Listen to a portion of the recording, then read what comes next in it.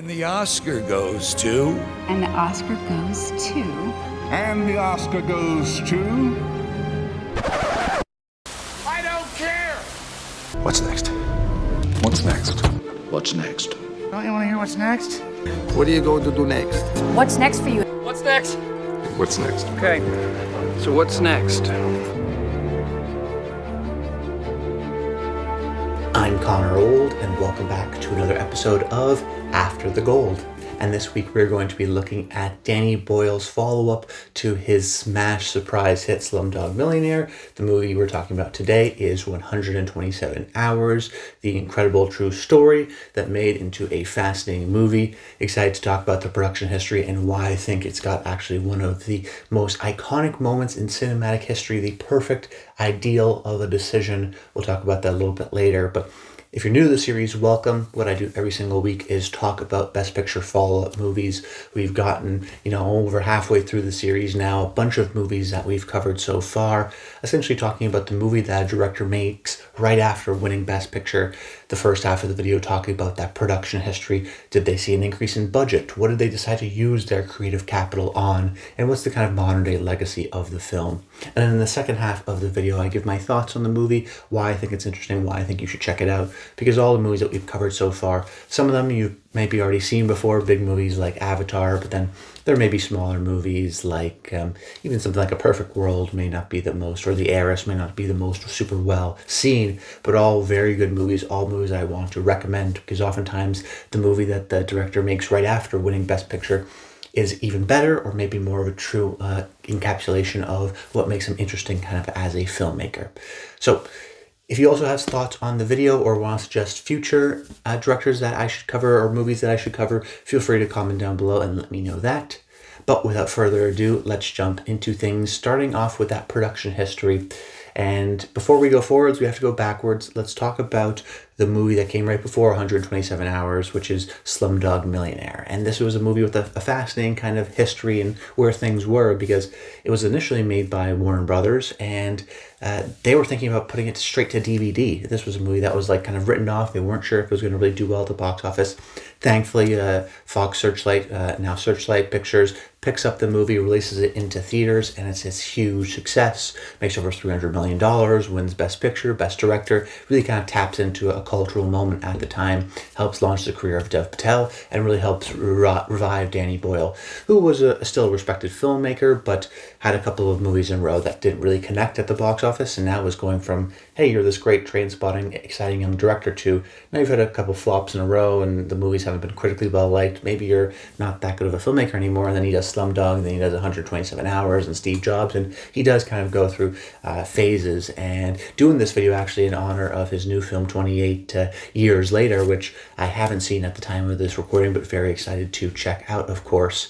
And Danny Boyle is an interesting filmmaker, because when I think about his films and I think about Slumdog or 127 Hours, I think about how unique he was at capturing a moment in time, which is why where he was at this period of time to make 127 Hours was, I think, he had a lot more power than a lot of people maybe realize. Similar to Robert Zemeckis last week with Contact. Forrest Gump wasn't expected to be a huge box office success. It was. It wins Best Picture, Best Director. And then they kind of go to Robert Zemeckis and they go, okay, well, you can do whatever you want, because clearly you understand something. Clearly you've tapped into culture. And that's what happened with Danny Boyle. He believed in Slumdog Millionaire, even though it was going to be a straight-to-DVD movie. He, fought for it and eventually got released in theaters, and clearly no one was expecting that, even I think Fox Searchlight.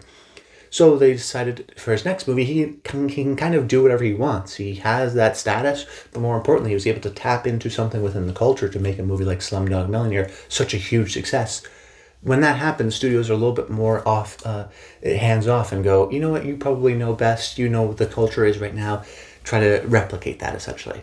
And when I think of Danny Boyle as a filmmaker, I think he's great at that. And it's kind of his positive and also his Achilles heel, which is that he's consistently throughout his career able to identify moments in culture and kind of capture that and be the defining movie of a cultural movement. When I think of 90s kind of punk, I think of Trainspotting and how relevant that was. When I think of even Slumdog Millionaire in 2008, there was this huge kind of boom in Indian fascination, and I think of that period of like Rachel getting married or Eat, Pray, Love. There was this kind of revival of Indian culture within the West and kind of interest in it, and Slumdog Millionaire captured that at the perfect time, kind of mixing British social realism with the Bollywood Bollywood cinema into its own kind of unique mix. Even 127 Hours, I think, is a kind of classic, inspiring, true story, kind of Oprah book tour kind of a moment, very classical of the kind of mid to early 2000s of when this event was going on. Of course, the movie was made in 2010, but this type of character even was very reminiscent to me, going back and going, oh wow, this is totally the 2000s. And then even he's making 28 years later now. When he made 28 Days Later, digital photography was super new, and even just the fact of zombie movies, he really kicked off the zombie movie craze with that movie. So he's constantly kind of defining moments in culture, and I think 127 Hours is once again that, and he's clearly in this pocket here. So he makes 127 Hours. It's interestingly not for any more of a budget, but Slumdog was maybe a bigger production in the sense of all the different locations and whatnot. This is the same budget, but maybe didn't need to be. I'm sure everyone got paid well in the sense of that it was just really in one location for the most part, but they did build that set, so there was some practicality in that regard. But he doesn't do a movie like Sunshine and the huge ambitious $50 million sci-fi movie. He does still kind of keep within the under $20 million range. He has the juice to essentially be left alone because Slumdog was such a huge hit, and he's not making this movie for a huge amount of money. And he kind of taps into, like I said, that kind of inspirational true life story, kind of a moment. Although the movie doesn't have a huge success. I think it is a classic Oscar Best Picture follow-up. Similar to like Nightmare Alley that we covered a few weeks ago, where the movie comes out, plays at TIFF, really well liked, doesn't light up the box office, clearly not the kind of crowd pleaser in the same way that Slumdog Millionaire was, but still does well at the box office, not amazingly well, but does well. Definitely ends up getting, some good awards in the sense that it gets nominated for Best Picture, it gets a screenplay nomination, but it's not even in contention for winning Best Picture. I think it was kind of a bit of a surprise. It wasn't a guarantee to get nominated for Best Picture. It was the second year with that expanded lineup. So it sneaks in for screenplay as well. So it was clearly well liked, but it just wasn't the same level of maybe it was expected from Danny Boyle after making Slumdog Millionaire. A kind of classic Best Picture follow-up of, okay, we like you, but maybe not in love with your movies, and it wasn't a complete flop, so you're still here to kind of stick around. And I think actually the movie was critical in the development of Danny Boyle's career. Like, I don't know if he's considered to direct Steve Jobs, which was a hot package with an Aaron Sorkin script. I don't know if he's even considered to direct that if he makes, let's say millions after Slumdog Millionaire and it does okay at the box office and isn't super well critically liked, and then it's, who knows that he's maybe, okay, that was a one-off Slumdog Millionaire situation. He really does think that establishes himself as, no, I'm a prestigious filmmaker. I can be at the Academy Awards year in, year out. But then ever since that moment hasn't been nominated for Best Picture, and he's just a fascinating director with a kind of an odd career. And I think that takes us kind of to the cultural moment of this movie, and does it linger? Does it last in the modern day? What's the modern day reputation of the movie? And it's in a weird place because Danny Boyle, I don't think, is considered, a major auteur. I don't know how many people say they love Danny Boyle movies. Although he continually makes, interesting, good movies, he's just not on the level of a Fincher or Tarantino or Wes Anderson, where film fans really make their personality around a certain director. He's like a good, steady director who's always making interesting movies, I think, and is capturing cultural moments, but maybe because of that, 127 Hours isn't always kind of reclaimed because it's got this kind of non-auteurish director. You have the star who's kind of pseudo-canceled, I guess, at this point, and isn't really in a lot of mainstream movies, so people maybe will be hesitant to rewatch the movie. And then, of course, just the main thing, I think the content of the movie is very difficult, which we'll talk about in a second, but that will ultimately hurt things like rewatches, and rewatches do kind of power the legacy and the modern day appreciation of movies. So it's in this kind of weird liminal space where I think it was acclaimed at the time. I still think it's acclaimed today. People have good thoughts about it, but it hasn't been reclaimed as a kind of secret masterpiece. I don't know if it ever will. It is kind of like a singular moment in time that I think Danny Boyle was great at capturing, but in a way where Trainspotting, you think back on it and you go, wow, that was like a culturally defining movie. This is maybe a culturally defining movie that becomes dated pretty quickly rather than one that lingers in the culture, consciousness of movies. That being said, I still really enjoy the movie and I do recommend it. So transitioning now into my thoughts on the film. I've always really enjoyed the movie, but I've never gone back to it because of the content of the movie. But decided, of course, to rewatch the movie in anticipation of this video, and was just struck really this time by how odd the movie is, in the sense of I don't really understand how it's entertaining. I don't understand how it's a movie, even in the sense of, this guy gets stuck behind this rock. How do you expand that into an hour and a half long movie where pretty early on he gets stuck behind the, with the rock, kind of stuck between a rock and a hard place, which is the name of his memoir, which is a great title for a book based on this event.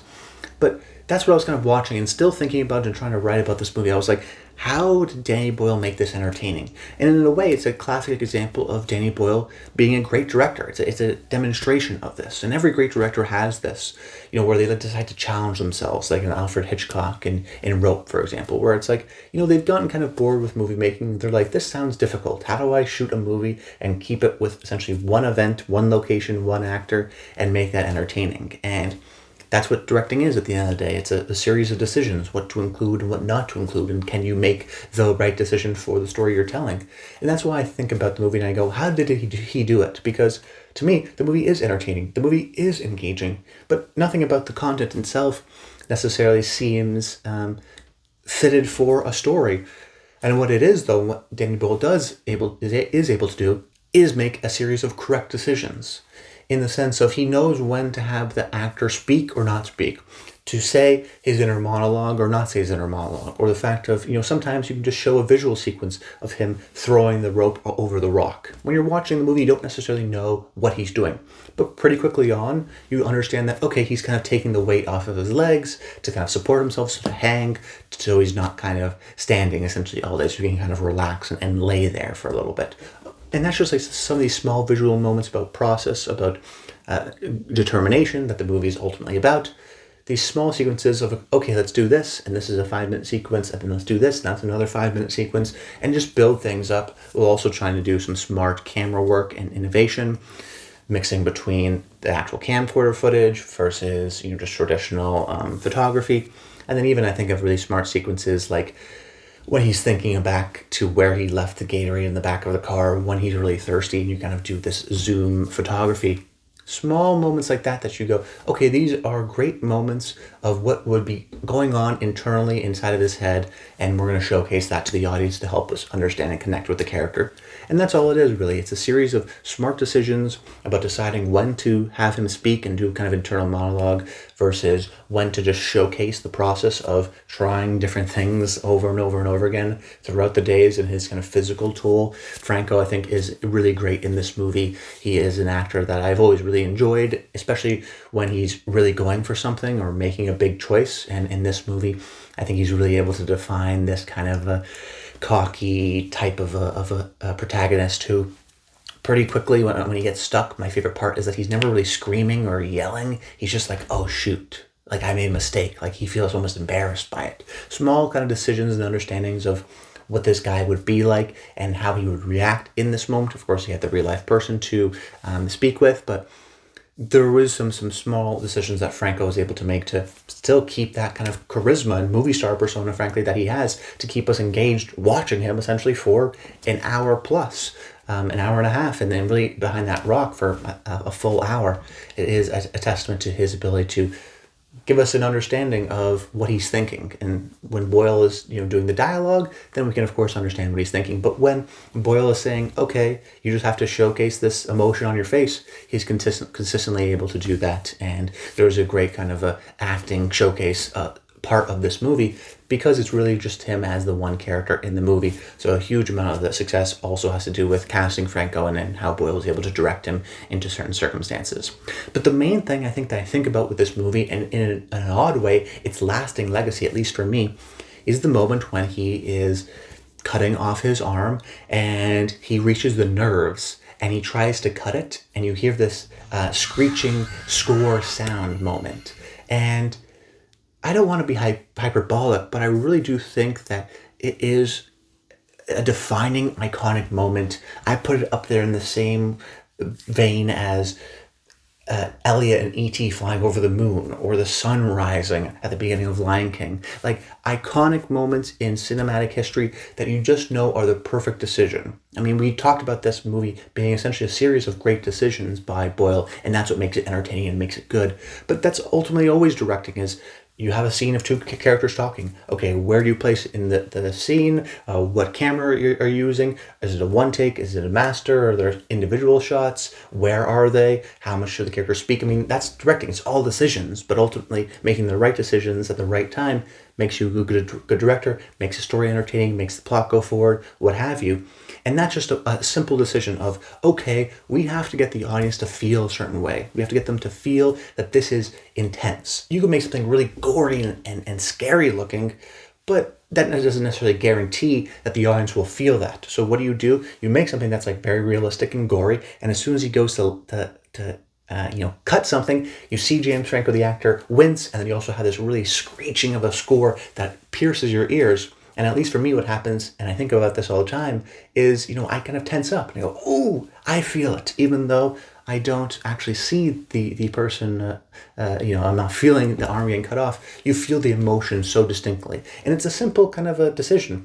Okay, when he cuts, have the actor bite and clench his teeth so we understand that, and then let's do a really sharp, hard kind of electronic screech of a score, and that kind of a vibration that it has to it as well, to make the audience ultimately feel that way in the same way that Aaron Ralston, James Franco's character, is feeling. It's just the perfect decision for this movie, and this is a great entertaining movie that I've liked, but that moment in particular is the moment I thought about, and when I was rewatching the movie, I immediately thought, oh yeah, that's right, this is coming up. And as soon as it happened, it was like, oh, it hits me again. It's just this perfect little bit of filmmaking within this good movie, entertaining movie, maybe not a masterpiece of a movie, but that's like a masterpiece sequence and a great directorial decision that I constantly think about, and is really, in a silly way, kind of the main thing I think about, this one, 10-second sequence essentially with the score, but it is so visceral and so engaging and just the perfect moment. It is the way to shoot the movie. It is the correct decision. If directing is a bunch of decision making, just options, that is the correct one. That is the best way to tell the story. And that's a little bit even more rare than you think it would be. A great kind of bit of directing by Danny Boyle, and combined there with a great performance there by James Franco. Ultimately a very entertaining movie that I liked quite a bit and was excited to cover on this channel, and definitely deserving to be made after the gold. But that's about it. I hope you enjoyed the video. Make sure you comment below. Let me know your thoughts on the movie and Danny Boyle stuff. Have you seen his new film? Love to hear that stuff in the comments down below.